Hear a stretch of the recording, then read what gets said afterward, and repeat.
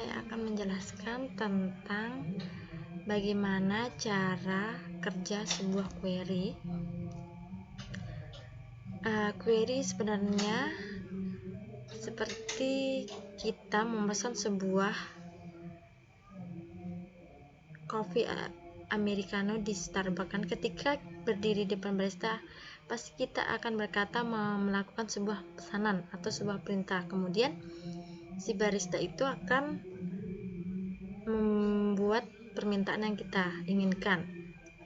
Query memiliki cara kerja yang sama seperti ketika Anda memesan sebuah americano.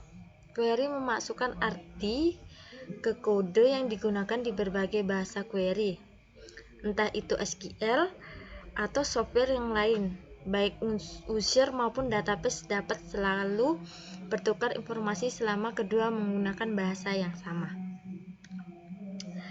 Mungkin Anda mengira bahwa query adalah satu-satunya cara untuk meminta request atau data. Nyatanya ada beberapa software yang menawarkan metode lain. Berikut jumlah cara yang dapat digunakan. Yang pertama, menggunakan parameter yang tersedia. Biasa dalam sebuah software itu kita sudah menggunakan parameter yang sudah tersedia seperti SQL. Karena saya menggunakan SQL, jadi saya menggunakan parameter SQL. Kemudian query by example, jadi ada query yang kosong, kita bisa melihat field atau value-nya. Kemudian bahasa query. Bahasa query itu perintah yang digunakan untuk kita melakukan input, update maupun insert sebuah data.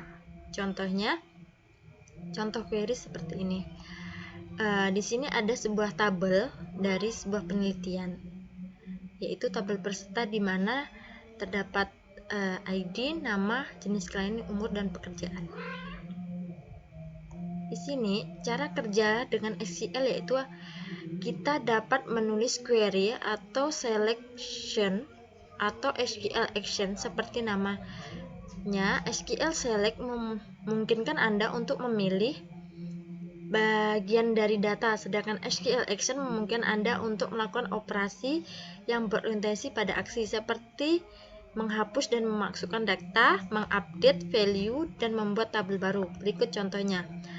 Hanya memilih kolom dan pekerjaan dari tabel peserta. Jadi kita menggunakan select nama, pekerjaan dari tabel peserta.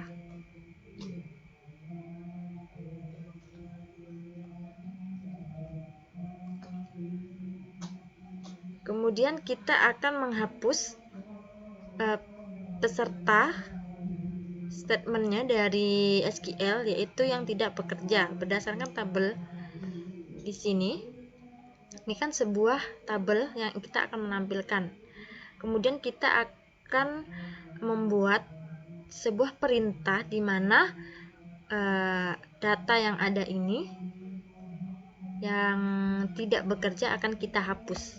Itu kita menggunakan perintah delete from, di mana pekerjaan peserta yaitu di bagian pekerjaan yang tidak bekerja. Maka hasil dari output yaitu seperti ini, yaitu John pria sebagai seorang pria, Margaret jadi yang di tabel pekerjaan dia sudah terhapus. Kemudian memasukkan baris yang membuat peserta baru bernama Mario. Kita berarti menggunakan statement insert, di mana ID, nama, jenis kelamin, umur, dan pekerjaan. Kita langsung memasukkan sebuah datanya di sini dengan nilainya. Kemudian outputnya seperti ini, maka sudah terjadi penambahan data di bagian pensiun. Kemudian kita akan melakukan sebuah update data, yaitu di mana Margaret ini berubah menjadi kepala sekolah. Kan kita melakukan statement SQL yaitu update peserta kepala sekolah, ID-nya 3. Jadi outputnya seperti ini, yaitu Margaret sudah berubah menjadi kepala sekolah. Beberapa SQL statement seperti yang dicontohkan di atas merupakan bukti kuat dari kegunaan query Anda. Anda pun bisa mengatur data dengan lebih efektif. Bayangkan saja kalau sekarang Anda punya ribuan data, tentu manipulasi dengan menggunakan bahasa query tidak akan begitu sulit. Di samping itu, sebagian besar bahasa query bersifat